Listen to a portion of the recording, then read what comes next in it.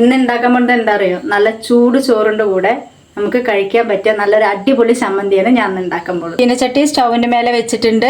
നല്ലെണ്ണയാണ് ഒഴിച്ചു കൊടുക്കേണ്ടത്. വെളുത്തുള്ളി,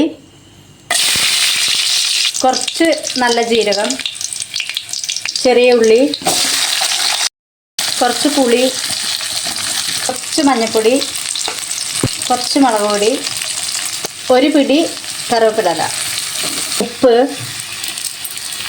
ഇതെല്ലാം ഒന്ന് സെറ്റായി വന്നിട്ടുണ്ട്. ഇനി ഇത് ചൂടാറിയതിന് ശേഷം നമുക്കൊന്ന് ഇത് അരച്ചെടുക്കണം.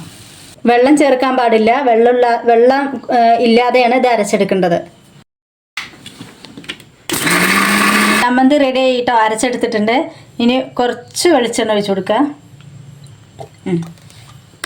ഇതാട്ടോ ചമ്മന്തി റെഡി ആയിട്ടുണ്ട്. അടിപൊളി ചമ്മന്തിയാണ്. ഇതിൻ്റെ മണം കേട്ടിട്ട് വേഗം പോയി ചോറിനട്ടെ. ഞാൻ കുറച്ച് ഉണ്ടാക്കിയുള്ളൂ ചമ്മന്തി. അപ്പോൾ ഇതുപോലെ എല്ലാവരും ഉണ്ടാക്കി നോക്കുക, ടേസ്റ്റ് ചെയ്ത് നോക്കുക കേട്ടോ.